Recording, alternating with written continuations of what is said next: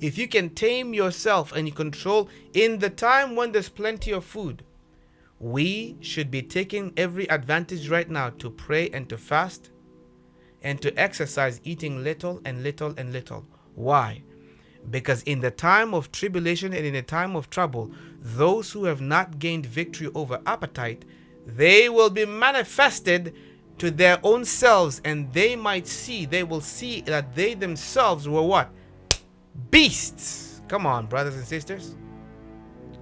Victory over sin begins with victory over appetite. Why? Why do I say this? Remember that sin began with appetite.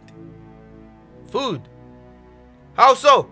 Adam and Eve, they had plenty of food, abundance of bread, plenty of food. And what happened? Curiosity killed the cat. Curiosity was what took our first parents. Eve wandered and found herself right next to the tree of the fruit of the knowledge of good and evil. And she ate of it and she gave it to her husband, and they both were lost. Appetite. The first sign of sin came through food. Sin is even going to be defeated in the last days through food. Victory over food is equivalent to victory over many sins. Does that make sense? Why is that important? Listen, my friends, look. When Jesus was taken to the wilderness, in the wilderness, all right? Here's what the Bible says. It says in the book of Matthew chapter 4, beginning from verse number, actually I'll just begin from verse number 1. Listen to this. It says, "Then was Jesus led up of the Spirit into the wilderness to be tempted of the devil." Wait, he was being led into the wilderness to be tempted. Now, to be tempted does not mean that you've sinned. No. To be tempted is simply a suggestion of sin being brought to you. It doesn't mean that you've committed sin. So do not be afraid. So Christ was led into the wilderness to be tempted by the Spirit. Right? The Spirit, it's not the Spirit of God that was tempting him, but he was led by the Spirit into the wilderness to be tempted by the tempter. Then in verse number 2, the Bible says, "And when he had fasted 40 days and 40 nights, he was afterward an hungered." That means he was now starving and hungry.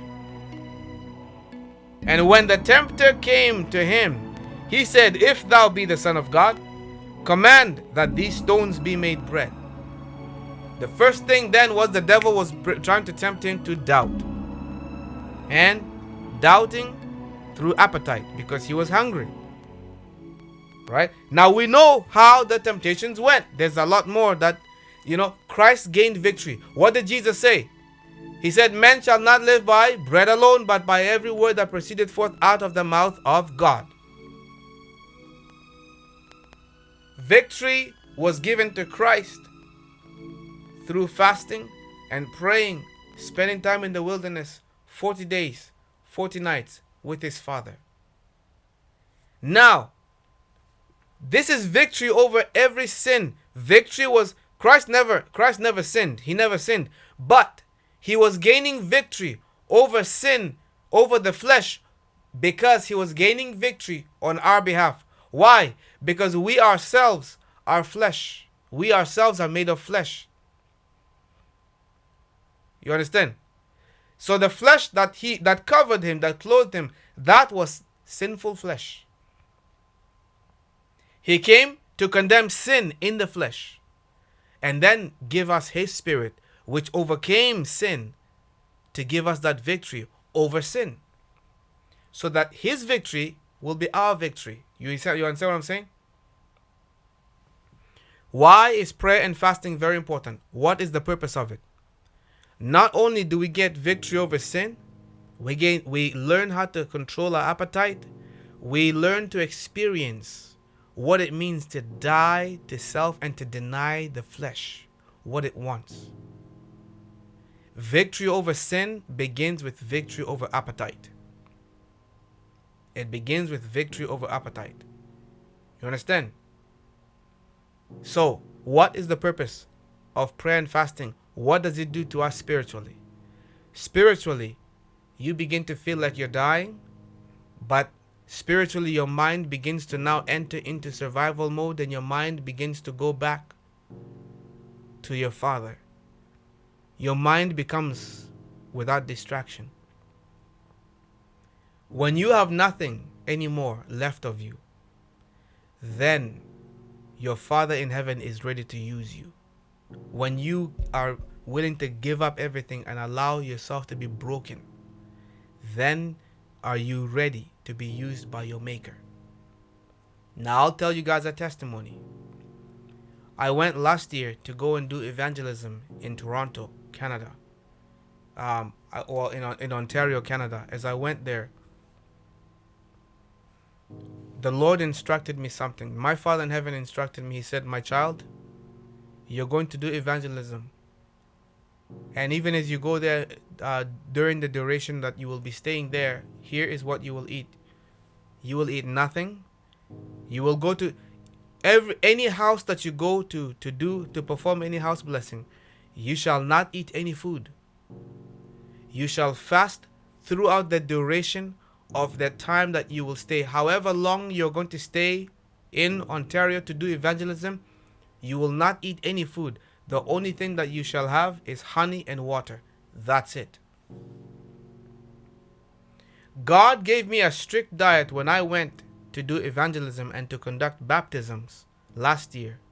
That strict diet consisted of me eating no food, only drinking hot water with honey. That's it.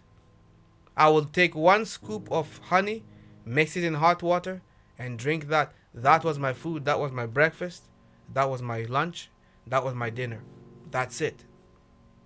And I tell you, my friends, my mind was so clear, and it felt like I could run a marathon. I felt like I could be able to run a marathon.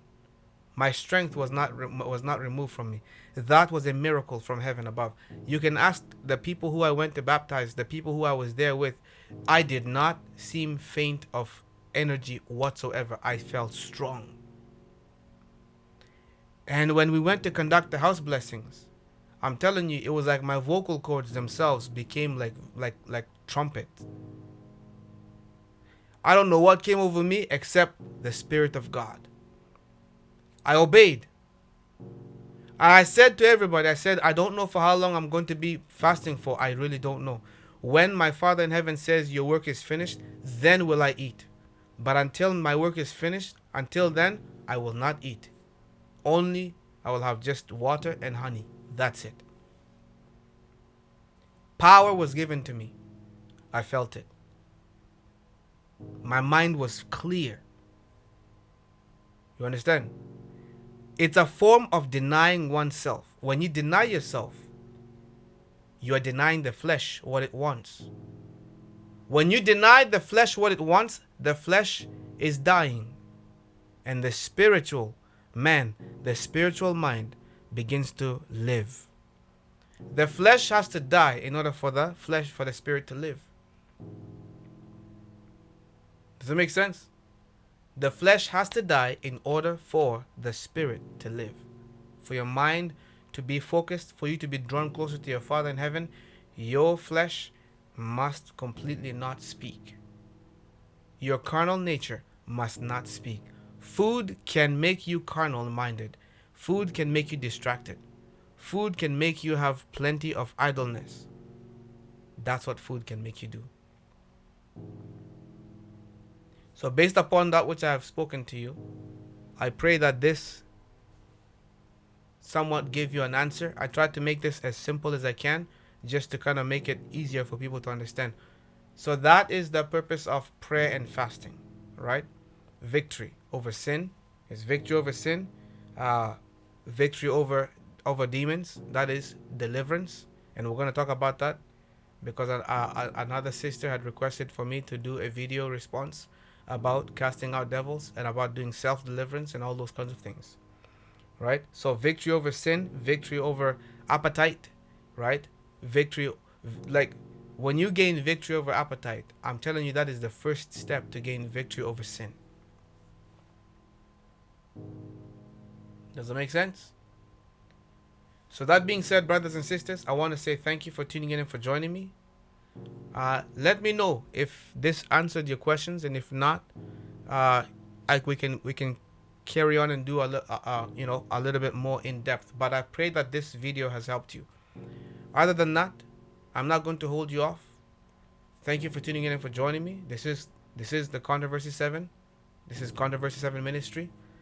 Be sure to subscribe and turn on all of your bell notifications on, so that whenever I upload a video, you will be notified of it. Alright, I'm not going to hold you off. You take good care of yourselves. Be blessed. Be safe. Stay tuned, and I will see you soon.